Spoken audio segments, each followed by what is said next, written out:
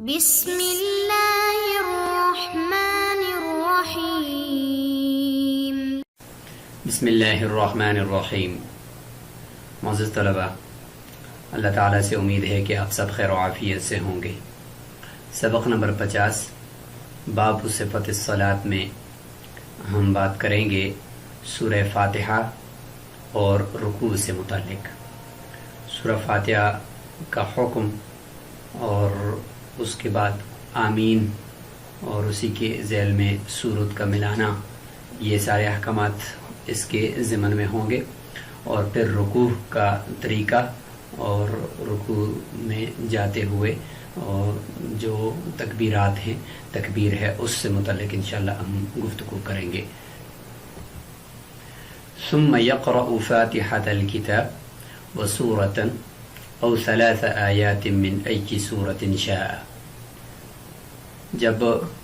ثناء اور تعوذ اور تسمیہ کی بات مکمل ہوئی تو فرماتے ہیں کہ پھر اس کے بعد سورہ فاتحہ کو پڑھے گا اور اس کے ساتھ ایک سورت، چھوٹی سورت کو ملائے، یا اگر آیات بڑی سورت کی پڑھ رہا ہے تو اگر آیات چھوٹی چھوٹی ہیں تو پھر 3 آیات جس سورت سے بھی چاہے پڑھ لے، اور اگر ایک طویل آیت ہے جو چھوٹی 3 آیتوں کے برابر ہے تو وہ 1 آیت بھی کافی ہو جائے گی۔ تو یہ اجمالاً ذکر ہو گیا سورہ فاتحہ اور سورت کے ملانے کا۔ اور احناف کے نزدیک سورہ فاتحہ کا پڑھنا اور فرض کی پہلی 2 رکعتوں میں سورت کا ملانا یہ واجب ہے، اور مطلقاً قرات فرض ہے، یعنی قرآن مجید میں سے مطلقاً قرات وہ فرض ہے، اور وہ 1 آیت کی بقدر کم از کم یا 30 حروف سے زائد ہوں تو بس یہ فرض مقدار ہے، یعنی چھوٹی 3 آیات یا 1 بڑی آیت، یہ مطلقاً ہے۔ باقی سورہ فاتحہ کو جو متعین کیا گیا یہ واجب کے درجے میں ہے، فرض نہیں ہے۔ امام شافعی رحمہ اللہ کے نزدیک سورہ فاتحہ وہ رکن ہے، اور سورہ فاتحہ کا پڑھنا وہ اسی طریقے سے فرض ہے جس طریقے سے باقی فرائض ہیں۔ اسی طریقے سے امام مالک رحمہ اللہ کا قول ہے کہ سورہ فاتحہ اور اس کے ساتھ سورت کا ملانا دونوں فرض ہیں۔ تو اس سے متعلق امہ کے اقوال اور دلائل کو دیکھتے ہیں۔ فقراءۃ الفاتحۃ لا تتعین رکنا عندنا، بس سورہ فاتحہ کا پڑھنا یہ رکن کے طور پر متعین نہیں ہے احناف کے نزدیک۔ وَكَذَا ضَمُّ السُّورَةِ إِلَيْهَا، اسی طریقے سے سورت کا ملانا بھی کوئی رکن یا فرض کے درجے میں متعین نہیں ہے۔ ان دونوں کی طرف اشارہ یہاں ذکر کرنے کا مقصد ائمہ کے یعنی امام شافعی اور امام مالک رحمہ اللہ کے قول کی طرف اشارہ ہے۔ خلاف للشافعی رحمہ اللہ فی الفاتحہ، سوائے امام شافعی رحمہ اللہ کے سورہ فاتحہ کے اندر، ولی مالک رحمہ اللہ فیہما، اور امام مالک رحمۃ اللہ علیہ کے قول کے دونوں کے اندر، یعنی سورہ فاتحہ اور سورت کا ملانا۔ تو امام شافعی رحمہ اللہ کے نزدیک سورہ فاتحہ رکن ہے، اور امام مالک رحمہ اللہ کے نزدیک ساتھ سورت کا ملانا بھی رکن ہے اور فرض ہے۔ لہو، سب سے پہلے امام مالک رحمہ اللہ کا قول چونکہ آخر میں ذکر کیا تھا تو اس کی دلیل بھی اسی کے ساتھ ملا رہے ہیں۔ امام مالک رحمہ اللہ کی دلیل وہ آپ صلی اللہ علیہ وسلم کا قول ہے، لا صلاۃ الا بفاتحۃ الکتاب وسورۃ معہا۔ اس روایت کے حوالہ جات ابھی تھوڑی دیر میں انشاءاللہ ملاحظہ آپ فرمائیں گے کہ آپ صلی اللہ علیہ وسلم نے فرمایا کہ نماز نہیں ہے سوائے یعنی سورہ فاتحہ کے بغیر، اور اس کے ساتھ سورت ملائے بغیر نماز نہیں ہوگی۔ امام شافعی رحمہ اللہ کی دلیل بھی آپ صلی اللہ علیہ وسلم کا فرمان ہے، لا صلاۃ الا بفاتحۃ الکتاب، کہ نماز سورہ فاتحہ کے بغیر بالکل نہیں ہوگی، اور اس پہ لا صلاۃ کو کالعدم کے معنی میں لے لیتے ہیں امام شافعی رحمہ اللہ، گوئے کہ نماز سرے سے ہوگی نہیں۔ ولنا، احناف کی دلیل اللہ تعالیٰ کا قول ہے، فَقْرَؤُوا مَا تَيَسَّرَ مِنَ الْقُرْآنِ، کہ قرآن مجید میں سے جہاں سے بھی آسانی لگے پڑھ لو۔ تو ظاہر ہے کہ امر ہے، تو امر سے جو ثابت ہوتی ہے وہ فرضیت ثابت ہوتی ہے، تو قرآن مجید ہے کی آیت ہے تو اس دلیل قطعی سے فرضیت ثابت ہوگی۔ تو اس سے پتہ چلا کہ مطلقاً قرات وہ نماز کے اندر فرض ہے. البتہ سورہ فاتحہ جو حدیث سے ثابت ہے اور سورت کا ملانا جو حدیث سے ثابت ہے وہ چونکہ خبر واحد سے ہے اس کے ذریعے سے ہم فرضیت کو ثابت نہیں کر سکتے. اگر کریں گے تو پھر قرآن کے اوپر زیادتی لازم آئے گی. اس لیے قرآن سے تو مطلقاً قرات فرض ہے اور البتہ سورہ فاتحہ اور سورت کے ملانا وہ واجب کے درجے میں ہے خبر واحد کی وجہ سے. وَالزِّيَادَةُ عَلَيْهِ بِخَبَرِ الْوَاحِدِ، اس آیت کے اوپر اگر ہم زیادتی کریں اور سورہ فاتحہ کو متعین کر کے رکن اور فرض قرار دے دیں یا سورت کسی بھی سورت کو متعین کر کے فرض قرار دے دیں تو لا تجوز، یہ زیادتی جو خبر واحد کے ذریعے سے اس آیت پر ہوگی یہ جائز نہیں ہے. لیکنہ یوجب العمل، لیکن یہ خبر واحد عمل کو واجب کر دے گی، یعنی اس خبر واحد کی وجہ سے سورہ فاتحہ اور سورت کا ملانا البتہ واجب ہو جائے گا. فقلنا بوجوہ بہما، بس ہم سورہ فاتحہ اور سورت کا ملانا واجب قرار دے دیں گے. تو یہ تو ائمہ کے اقوال اور ان کے مختصر دلائل ہیں. اب ہم ہر ایک کی جو دلیل ہے اس کو جا کر دیکھ لیتے ہیں اور بحوالہ روایات کو دیکھتے ہیں اور اس کے بعد آگے چلتے ہیں. سب سے پہلے احناف کی دلیل، جیسے کہ فقرؤ ما تیسر من القرآن سورہ مزمل کے اندر ہے، آپ نے دیکھ لیا. اس کے بعد عن ابن سعید رضی اللہ تعالیٰ عنہ قال امرنا ان نقرأ بفاتحۃ الکتاب وما تیسر، ہمیں حکم دیا گیا کہ ہم سورہ فاتحہ نماز کے اندر پڑھیں یا اور اس کے علاوہ اگر سورہ فاتحہ اور ما تیسر من القرآن یعنی قرآن مجید میں سے جہاں سے بھی ہمیں آسانی لگے پڑھیں. تو اس سے پتہ چلتا ہے کہ مطلقاً قرات فرض ہے. کوئی سورہ فاتحہ اگر فرض ہوتی تو پھر ما تیسر ساتھ ذکر کرنے کی ضرورت نہ تھی. اور وہ دیہاتی جو تیز تیز نماز پڑھ رہا تھا جس کو آپ صلی اللہ علیہ وسلم نے پوری نماز سکھائی، تو اس میں یہ ہے کہ ثم اقرأ ما تیسر معک من القرآن، یعنی سورہ فاتحہ اور کی جگہ پہ آپ صلی اللہ علیہ وسلم نے فرمایا کہ پھر قرآن مجید میں سے جیسے جہاں سے آپ کو آسانی لگے آپ پڑھیں. تو اس سے پتہ چلا کہ مطلقاً قرات فرض ہے. اب سورہ فاتحہ کے واجب ہونے کی دلیل احناف کے نزدیک وہ یہی روایت ہے جس کو امام شافعی رحمۃ اللہ بھی دلیل بناتے ہیں. عبادہ بن صامت رضی اللہ تعالیٰ عنہ کی روایت ہے، رسول اللہ صلی اللہ علیہ وسلم نے فرمایا لا صلاۃ لمن لم یقرأ بفاتحۃ الکتاب، کہ اس شخص کی نماز ہی نہیں ہوتی جس نے سورہ فاتحہ کو نہیں پڑھا. تو اس سے امام شافعی رحمۃ اللہ فرماتے ہیں کہ سرے سے ہوتی ہی نہیں ہے، جبکہ احناف اس کو محمول کرتے ہیں نفی کمال کے اوپر، یعنی نماز تو ہو جائے گی لیکن اس میں کمی رہ جائے گی. وہ نماز واجب الاعادہ ہوگی کہ اس میں واجب یعنی سورہ فاتحہ کو اس نے ترک کر دیا، تو جو سورہ فاتحہ کو ترک کرے گا تو اس کی نماز میں کمی رہ جائے گی. احناف اس پر محمول کرتے ہیں کیونکہ قرآن مجید کی آیت ہے مقابلے میں فقرؤ ما تیسر من القرآن، مطلقاً قرآن سے کہیں سے بھی چاہو تو پڑھو. تو اس وجہ سے خبر واحد سے ہم فرضیت کو ثابت نہیں کریں گے. اسی طریقے سے من صلی صلاۃ لم یقرأ فیہا بأم القرآن فہی خداج، کہ جس نے ام قرآن یعنی سورہ فاتحہ کو نہیں پڑھا تو اس کی نماز ناقص ہے، 3 مرتبہ فرمایا. تو اس سے بھی حناف اس کو یہی فرماتے ہیں کہ اس کا مطلب یہ ہے کہ اس نماز کے اندر کمی رہ جائے گی اور سجدہ سہو سے وہ کمی پوری ہوگی. اگر کسی نے سجدہ سہو نہیں کیا تو اس کی نماز ناقص ہے. جبکہ امام شافعی رحمۃ اللہ اسی سے دلیل پکڑ کر فرماتے ہیں کہ اس کی نماز سرے سے ہو گئی نہیں،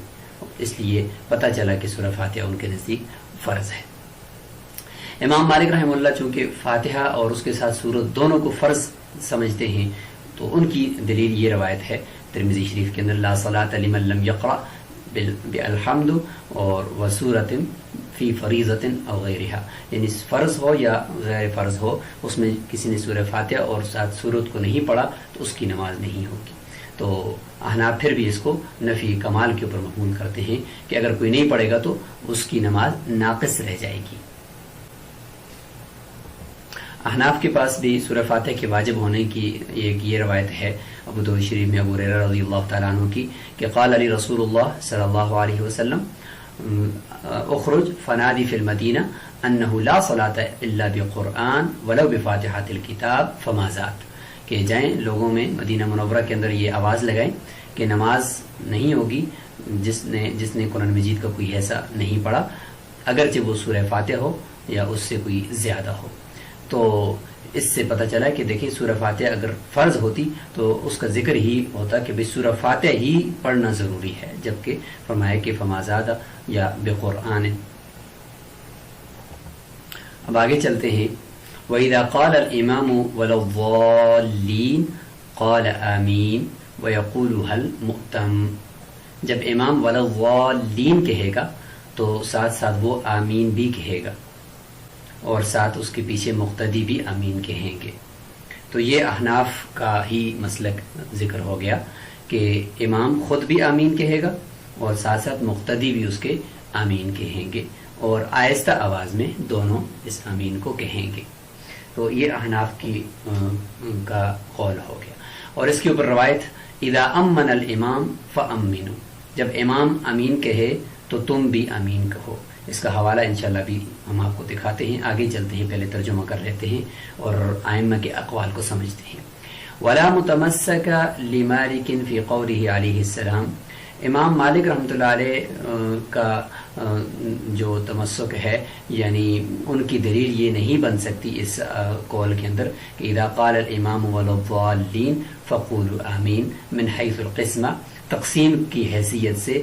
یہ والا جو قول ہے یہ امام مالک رحمۃ اللہ علیہ کی دلیل نہیں بن سکتا کہ جب امام آمین کہے تو جب امام کہے ولا الضالین تو تم آمین کہو۔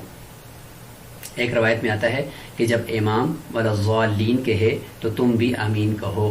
تو امام مالک رحمۃ اللہ علیہ نے اس سے یہ استدلال کیا ہے کہ یہ تقسیم ہو گیا ہے عمل، لہٰذا امام کا کام ہے ولا الضالین تک پڑھنا اور مقتدیوں نے پھر پیچھے آمین کہنا ہے، یہ تقسیم ہو گئی ہے۔ تو فرماتے ہیں کہ یہ امام مالک رحمۃ اللہ علیہ کی دلیل نہیں بن سکتا یہ والا جملہ۔ کیوں؟ اس لیے کہ لأنه قال فی آخرہ، اس لیے کہ اسی روایت کے آخر میں یہ جملہ بھی ہے کہ فإن الامام یقولها، پس امام بھی اس کو کہتا ہے، یعنی اس آمین کو امام بھی کہہ رہا ہوتا ہے۔ اور یہاں پر تو یہ کہ اذا امن الامام فامنوا، لہذا جب امام امین کہے تو تم بھی امین کہو۔ احناف کی دلیل یہ ہے کہ امام بھی امین کہتا ہے کہ اذا امن الامام فامنوا فانه من وافق تامینه تامین الملائکہ غفر له ما تقدم من ذنبه۔ تو اس میں ہے کہ کان رسول اللہ یقول آمین، اور رسول اللہ صلی اللہ علیہ وسلم آمین کہتے تھے، یہ ابن شہاب فرماتے ہیں۔ تو بخاری شریف کی روایت ہے، اور اس میں ایک یہ بات بھی جو ابھی ہم پڑھیں گے ثابت ہوئی کہ امام جب امین کہے تو تم امین کہو۔ تو اگر امام اونچی آواز سے امین کہہ رہا ہوتا تو پھر یہ والا جملہ کہنے کی ضرورت نہ تھی، کیونکہ خود ہی پتہ چل رہا ہے امام امین کہہ رہا ہے۔ تو لہٰذا جب یہ کہنا پڑا کہ امام آمین کہے تو تم امین کہو، اس کا مطلب یہ ہے کہ امام آمین آہستہ آواز سے کہتا ہے، اور یہی احناف کا مستدل ہے، اور یہی امام ابو حنیفہ رحمہ اللہ کا قول ہے کہ امام بھی آہستہ آواز سے امین کہے گا اور مقتدی بھی آہستہ آواز سے امین کہیں گے۔ اسی سے متعلق حضرت علقمہ بن وائل اپنے باپ سے روایت کرتے ہیں کہ آپ صلی اللہ علیہ وسلم نے قرأ غیر المغضوب علیہم ولا الضالین فقال آمین وخفض بها صوته، اور اس کے ساتھ انہوں نے اپنی آواز کو بھی پست کیا۔ تو لہٰذا پتہ چلا کہ ایک تو آمین امام کہے گا، لہٰذا امام مالک رحمۃ اللہ علیہ کے خلاف بھی روایت ہو گئی، ان کے مسلک کو ثابت نہ کیا جا سکا، اور دوسرا یہ کہ آمین آہستہ کہنی ہے، تو یہ بھی احناف کا مستدل بن گئی۔ جبکہ شوافع آمین کو جہرن کہنے کے قائل ہیں، اور اس طریقے سے مالکیہ کے نزدیک بھی آمین کو امام اونچی آواز سے جہری نمازوں کے اندر کہے گا اور پیچھے مقتدی بھی اونچی آواز سے کہیں گے۔ تو اس سے متعلق یہ روایت ہے کہ ترک الناس التأمین، ابو ہریرہ رضی اللہ عنہ فرماتے ہیں کہ لوگوں نے آمین کہنا چھوڑ دیا تھا، تو کان رسول اللہ صلی اللہ علیہ وسلم اذا قال غیر المغضوب علیہم ولا الضالین قال آمین حتی یسمعها اہل الصف الاول، یہاں تک کہ پہلی صف والے لوگوں تک بھی آواز پہنچتی تھی، فیرتج بها المسجد، تو اس سے مسجد کے اندر ایک گونج پیدا ہو جاتی تھی۔ تو اس سے پتہ چلا کہ آپ صلی اللہ علیہ وسلم آمین اونچی آواز سے کہتے تھے۔ تو اس کا جواب احناف یہ دیتے ہیں کہ دیکھیں حضرت ابو ہریرہ رضی اللہ عنہ اونچی آواز سے کہنے کا سبب بھی بیان کر رہے ہیں کہ ترک الناس التأمین، کہ لوگ آمین نہیں کہتے تھے، تو آپ صلی اللہ علیہ وسلم نے بطور تعلیم کے بعض مرتبہ آمین کو اونچی آواز سے کہا تھا، ورنہ آمین چونکہ ایک دعا ہے، جب دعا ہے اس کا مطلب ہے اللہ تو قبول فرما، تو دعا کو تو تضرعا و خفیہ اس کے لیے آیا ہے کہ گڑ گڑا کر آہستہ آواز سے اللہ کو پکارنا ہوتا ہے، تو لہٰذا آمین اسی والے سے چونکہ دعا ہے تو پھر اس کو آہستہ آواز سے کہنا چاہیے۔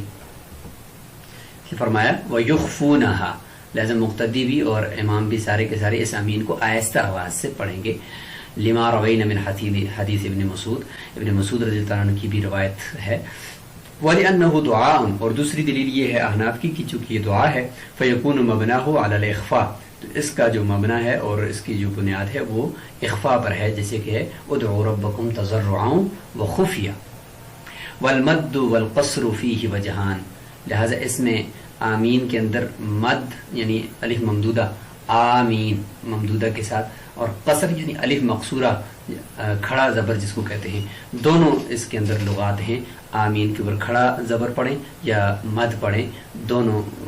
درست ہیں۔ والتشدید فیہ خطأ فاحش، البتہ اس میں آمین یہ جو شد ہے یہ فحش غلطی ہے، اس سے بعض کے نزدیک نماز بھی فاسد ہو جائے گی، البتہ بعض فقہا فرماتے ہیں کہ نماز فاسد نہیں ہوگی، کیونکہ اس سے چونکہ مقصد ہے قاصدین، آمین کا معنی ہوتا ہے آمین البیت الحرام، یعنی قاصدین ہے کہ اللہ ہم قصد کرتے ہیں تیری طرف جانے کا اور تجھ سے بخشش طلب کرنے کا، تو اس معنی میں پھر نماز فاسد نہیں ہوگی، لیکن یہ کہ غلطی یہ بہت سخت ہے۔ قال، جہاں تک بات جب مکمل ہوگی آمین سے متعلق، تو اب رکوع اور یعنی آمین بھی ہوگی اور سورت کا ملانا بھی ہو گیا، اب ہم رکوع کی طرف جاتے ہیں۔ قال ثم یکبر ویرکع، پھر تکبیر کہے گا اور ساتھ ہی رکوع کرے گا، تو ایک قول یہ ہے کہ تکبیر پہلے کہے پھر رکوع کو جائے، دوسرا یہ ہے کہ پہلے نیچے رکوع کی طرف جائے پھر تکبیر کہے، اور تیسرا یہ کہ ساتھ ساتھ کہے، تو بہتر یہ ہے کہ ساتھ ساتھ ہی تکبیر کہے، فرمایا کہ تکبیر کہے اور اسی کے ساتھ رکوع کو چلا جائے۔ اور فی الجامع الصغیر، جامع صغیر میں ہے کہ وہ یکبر مع الانحطاط، یعنی جھکنے کے ساتھ ساتھ تکبیر کہے گا، لأن النبی علیہ السلام کان یکبر عند کل خفض ورفع، کہ آپ صلی اللہ علیہ وسلم ہر رکن کے شروع میں اور ہر رکن کے آخر میں تکبیر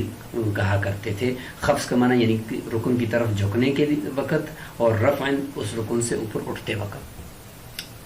وَيَحْذِفُ التَّكْبِيرَ حَذْفًا، اور تکبیر یعنی جو اللہ اکبر ہے اس کو مختصر کرے گا اور اس میں مد نہیں کرے گا، اسی کو حذف کہتے ہیں، یعنی اس کے اندر مد نہیں کرے گا، یعنی شروع میں بھی نہیں کرے گا آخر میں بھی نہیں کرے گا۔ لأن المد فی اولہ خطأ، اس لیے کہ شروع میں اگر مد کرے گا اللہ اکبر، اللہ حمزہ کے ساتھ ایک اور حمزہ پڑے گا، یہ خطا من حیث الدین ہے، کیونکہ اس سے تو کفر بھی لازم آنے کا خطرہ ہے، کیونکہ اس میں تو سوال گویا کہ حمزہ استفہام ہے کہ کیا اللہ بڑا ہے،